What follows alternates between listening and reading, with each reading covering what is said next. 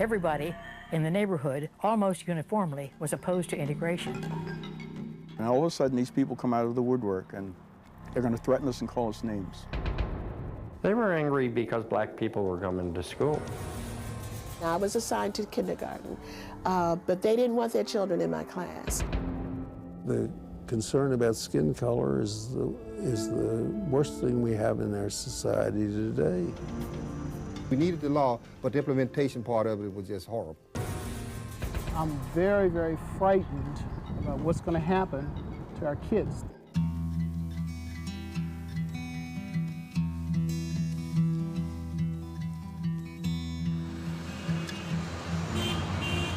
Baltimore, pre-1954, was much like many other cities in the nation. Schools for blacks and whites were supposed to be separate but equal. That was the law. And separate they were, but equal was another matter. I never thought I should get a new book, because what I got was what I'd always gotten, books that had come from, in quotes, the white schools, and they had finished with them, so now they were going to be ours. Inside the classroom and out, black Baltimoreans were considered second-class citizens. Both Tom DeLisandro and his father are former Baltimore City mayors. Blacks could not eat in what they call white restaurants, and no such thing as open occupancy or fair employment or anything of that nature. People were arrested in Druid Hill Park in 1948 for attempting to play tennis together. They were charged with and convicted of conspiracy to incite a riot. I went to school through a black neighborhood on a bus and came back through a black neighborhood, but that was the extent of my contact with black people. No matter how much education you obtained, no matter how much money you had, no matter where you lived or how fine your sterling silver was, or if you worked for the B&O Railroad and so forth, you were still just considered a Negro. Thurgood Marshall, born to a middle-class Baltimore family, was determined to change that perception. In 1935, fresh out of law school and working for the NAACP, Marshall convinced a state court in Maryland to admit African Americans into the University of Maryland's law school. For the next 20 years, he and his mentor, Charles Hamilton Houston, made Maryland a laboratory for testing civil rights litigation. It was a border state, and it was a state where they thought they had a possibility of winning. It would be 15 years before they won another school desegregation case in Maryland, opening the University of Maryland School of Nursing to African Americans in 1950. 2 years later, the NAACP focused for the first time on the high school level, specifically Baltimore Polytechnic Institute's A course, an elite engineering program for the district's best and brightest students. The A course at Poly was probably one of the most distinguished courses in high school in the country, because graduates from the A course at Poly got sophomore standing at places like MIT and Cornell and Pennsylvania engineering schools. The NAACP and the Urban League recruited 15 African American teens to challenge the school's barrier to blacks. These youngsters were eligible in every way for admission to the A course, which was a strict entrance requirement, except for the color of their skin. We were the cream of the crop. We were the best of the best. We were the best that the segregated, underfunded, overcrowded Negro school system could produce at that time in 1952. The school board initially proposed setting up a separate but equal A course at Douglas, the all-black high school and Thurgood Marshall's alma mater. This doesn't mean that the administrative people in the school system were opposed to doing this. They were doing what the law required them to do, and the judgment had to be exercised as to whether this was truly an equivalent course or not. A September 1952 school board meeting was called to decide the issue. Milton Cornish still has the letter inviting him to attend. Thurgood Marshall was the final speaker at that school board meeting, and by a vote of 5-3, the school board said they can't actually reproduce the A course, let them go to Poly. So the following week, we became Poly boys. And Poly became the only public school south of the Mason-Dixon line to have racially integrated classes. It was overwhelming. Overwhelming. You have to remember, this was a segregated society I was coming from. And even though there may have been 15 of us, I don't know whether it was done on purpose or that's the way it happened. It ended up, I think there was one black person in each of the classes. So we were essentially segregated. We were there by ourselves. The principal at Poly was a good disciplinarian, and he made it clear that he wasn't going to stand for any funny business. If these kids were coming to his school, they were going to be treated properly. No one was really that bent out of shape about the whole thing, which is probably a little unusual because in society at that time it was a pretty heated feelings, you know, people were divided. Cornish remembers some subtle hostility in the beginning, but with time, friendships began to develop. Cornish joined the track team and became a record-breaking long jumper. Soon, the black students at Poly were treated like all of the others as they struggled together to survive the rigorous requirements of Poly's A course. It really isn't the example that you follow throughout life. If you're qualified and you can do the job, people accept you. There's no such thing as separate but equal.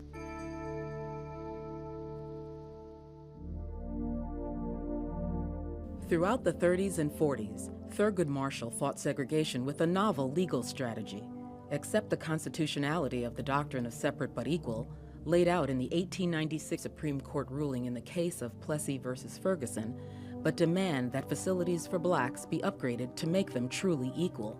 By 1952, Marshall was a rising star with the NAACP's Legal Defense Fund. Well, he was a man for his time. Dr. Ivory Nelson, president of Marshall's alma mater, Lincoln University, says it was now time for a frontal assault on segregation. There's no such thing as separate but equal. They were definitely separate, but they definitely were not equal. The case, now known as Brown versus Board of Education, Topeka, Kansas, was in fact 5 separate legal battles, 3 of which were in Virginia, Delaware, and Washington, D.C. In 2 separate oral arguments, in December of '52 and again 1 year later, Marshall and his fellow lawyers asked the Supreme Court to agree that, by their very nature, separate but equal educational facilities branded black students as inferior, a violation of the Equal Protection Clause of the 14th Amendment of the Constitution. On May 17, 1954, the Supreme Court ruled unanimously in favor of the NAACP in a brief, easy-to-understand opinion. Separation of the races, given the history of the United States, produces functional, structural, inevitable inequality. The next day, the Baltimore Sun offered its view of the ruling. Media law expert Michael Meyerson has studied the paper's editorials on Brown. They thought it was an inevitable decision. They did not see it as many of the deep Southern newspapers did, as foretelling the end of society as we know it, or warning of blood in the streets, nor was it wild enthusiasm such as in the African American newspapers or some of the northern newspapers. And the Baltimore Sun was very aware that they were in the middle, but they wanted to be on the progressive side of the middle. While the May 17th ruling declared segregation of public schools unconstitutional, the High Court waited 13 months after another round of oral arguments by Thurgood Marshall and his colleagues before offering a deadline by which desegregation must occur. In fact, it was no deadline at all. In May 1955, in what became known as Brown II, the High Court ruled desegregation must take place, quote, with all deliberate speed. Marshall was heartsick, as were many in the African American community. As a writer in the Afro-American put it, "I'm deeply disappointed with the Supreme Court's final decree. I'm hurt way down deep, and I can't hide it. I think the court was wrong in failing to set a time limit on the day that segregation should end." A lot of the African American newspapers were very, very upset because they were hoping for deadlines, speedy requirements. Some newspapers said that the Supreme Court had sold out to Dixie. It allowed room for delay tactics, and in some situations, in many situations, delay became the name of the game. But not in Baltimore. After receiving assurances from the city solicitor that it was on solid legal ground, the school board voted at its very next meeting to desegregate Baltimore City schools. Remembering the symbolic strength of the Supreme Court ruling, Walter Sondheim says he worked hard as board president designate to gain unanimity at the local level. So people felt that this was not something that they could have a choice about. As Sondheim remembers it, The board vote for desegregation was almost anticlimactic.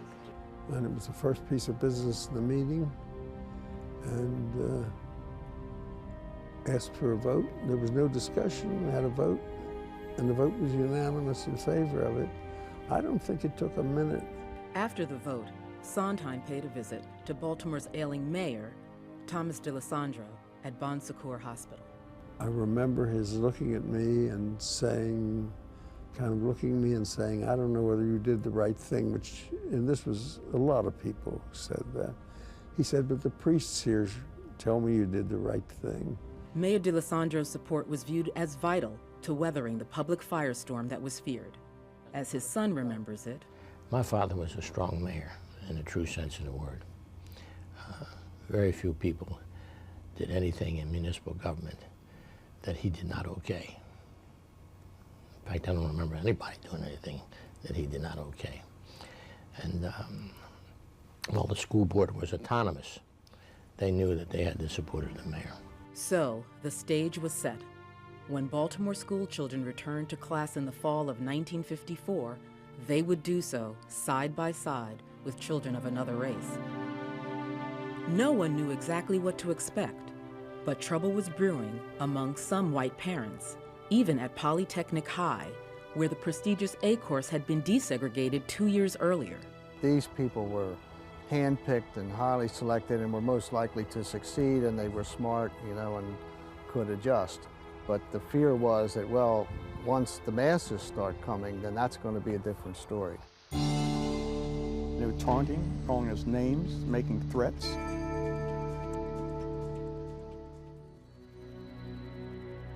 September 1954, the start of a school year like no other in Baltimore's history. Segregation was ending, but not without a fight. At Southern High, sophomore Francis Neff remembers getting to school early one day and being distracted by the sound of hatred. And I looked out the window of the school, and the entire perimeter of the school was being circled by cars and people shouting. They were angry because black people were coming to school. The controversy was not unexpected. Walter Sondheim remembers rumblings throughout the summer as segregationists threatened trouble.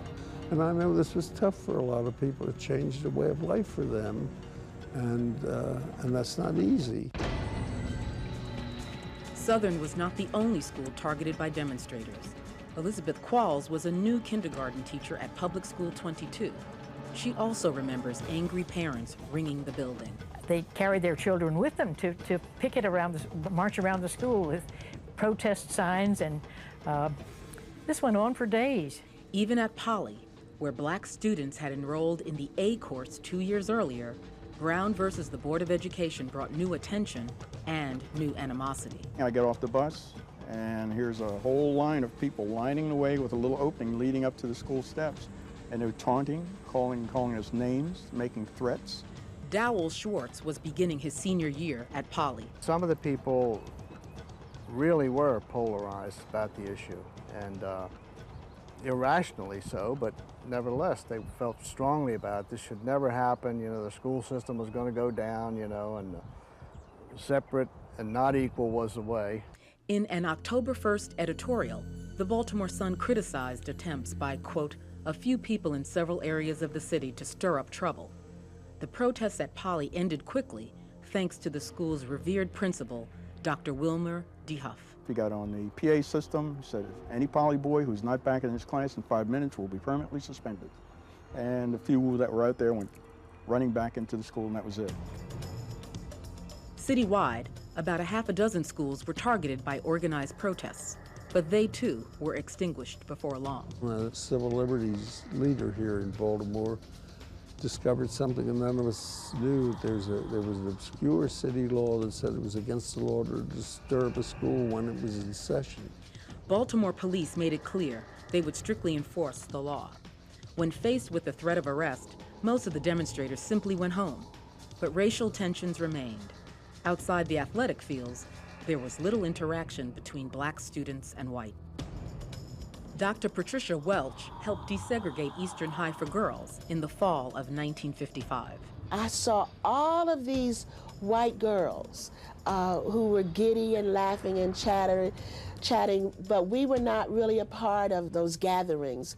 Almost all of the African American girls hung together, walked together, stayed together. And at Poly, says Dowell Schwartz, there were so few black kids that most of the white kids didn't know them, basically. Unless you happened to be in class with them or something, you just saw them in the cafeteria or walking by. Black students remember almost daily reminders that they were not entirely welcome in their new schools. I remember my English teacher asking a question, and she would, if you raised your hand, she would say, "Does anybody else know?" Less well remembered in the story of desegregation was that black teachers were now assigned to white schools for the first time. Francis Neff says it was no picnic for black faculty at Southern. It was tough on the black faculty. They were treated like a substitute teacher would be. Everybody was testing them or trying them. Perhaps the most poignant stories came from the youngest children, kindergartners trapped between their own innocence and their parents' prejudice.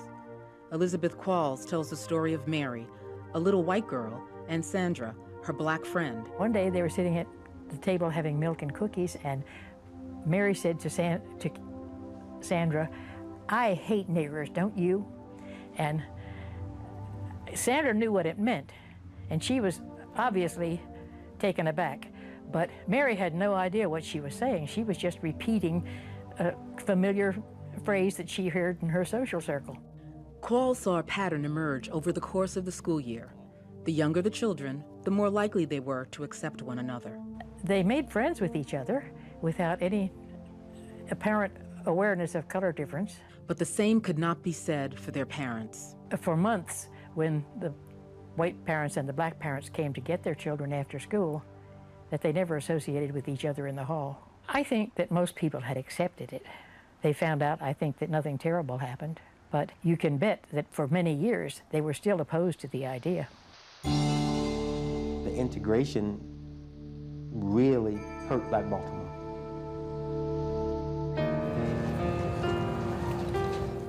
Baltimore's Polytechnic Institute is a much different place today than it was in 1952 when a small group of African American students helped desegregate the A course.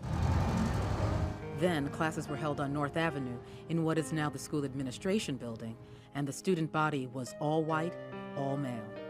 Now the school is located on Cold Spring Lane. Classes are co-ed, and the student body is 70% African American. But one thing hasn't changed. The kids are still the best anywhere. Poly is one of the top 5 schools in the state still. Kids go to colleges all across the nation. It's an incredible place. It is a place of success in an otherwise troubled district. The dropout rate in Baltimore City public schools is 55%, and the overwhelming majority of students fail basic proficiency tests in reading and math.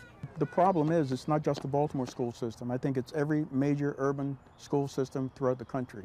Some feel Brown versus the board is to blame.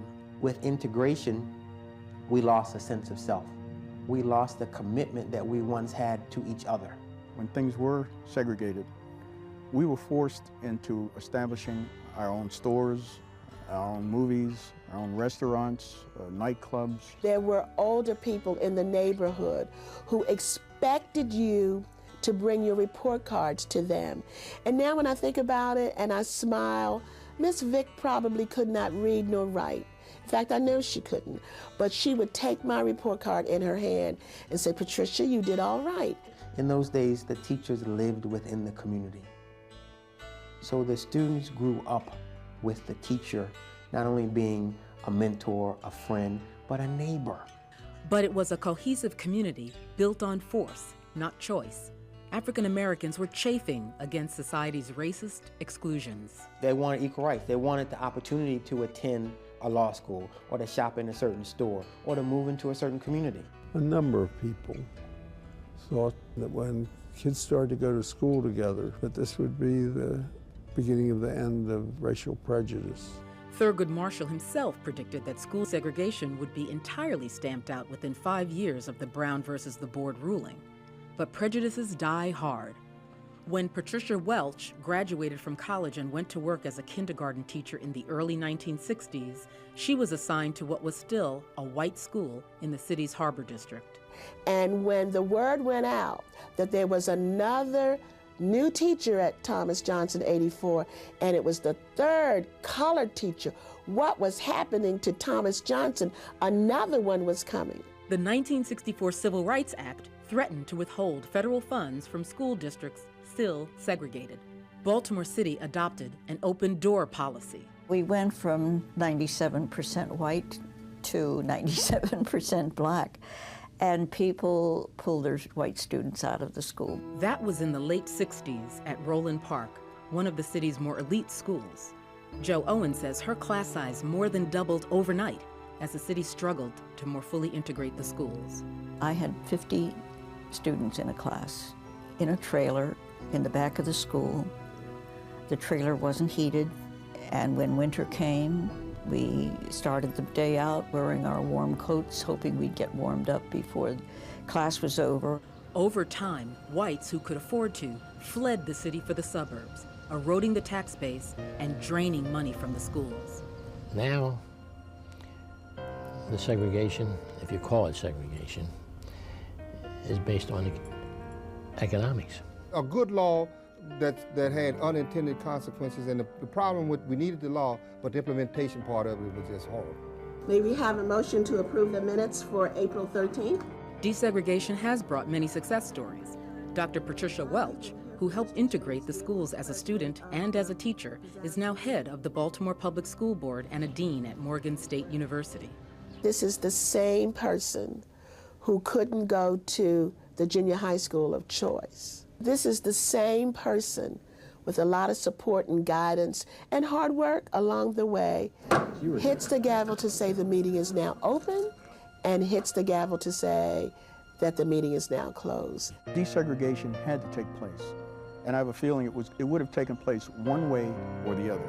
We saw what could happen during the civil rights movements with the outbreaks of violence when Martin Luther King was assassinated.